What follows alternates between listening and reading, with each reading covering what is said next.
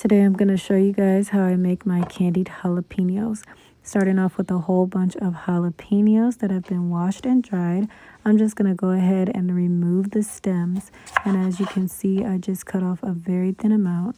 Then I'm going to go ahead and cut these into slices. Now you can cut these as thick or as thin as you like. You could chop them.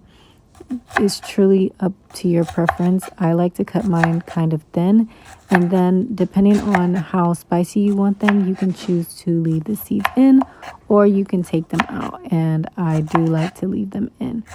Now once I've cut all of these, I place them in a measuring cup, and I kind of use that just as a guide to make the brine. For the liquid, you're going to need water, apple cider vinegar, and regular white vinegar. Then I combined white sugar, brown sugar, and the seasonings listed on the screen. This recipe really doesn't have measurements, but I will try to put something on the screen that is kind of like a guide.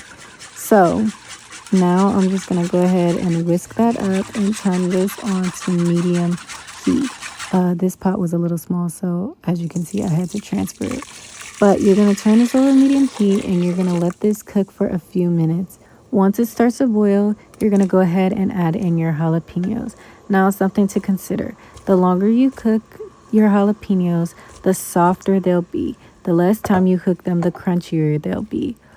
Additionally, if you want these to be super spicy, you do not have to cook them at all, because the longer you cook them, also the less spicy that they will be.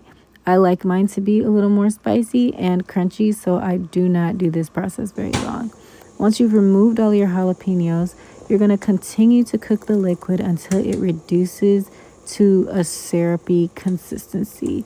So it just depends on how thick you want the liquid. Now, I forgot to record it, but you're going to want to put some hot water in this jar while you're making everything else. That way you don't shock the glass with the hot liquid. Then you're just going to fill your jar all the way up with your jalapeños and then pour the liquid over top. Any excess liquid, I will leave a couple of things in the caption that the extra liquid is good for. And you're just going to store this in the fridge and use it on wraps, sandwiches, or even just as a snack. And there you have it. Hope you guys enjoy. If you try it, let me know.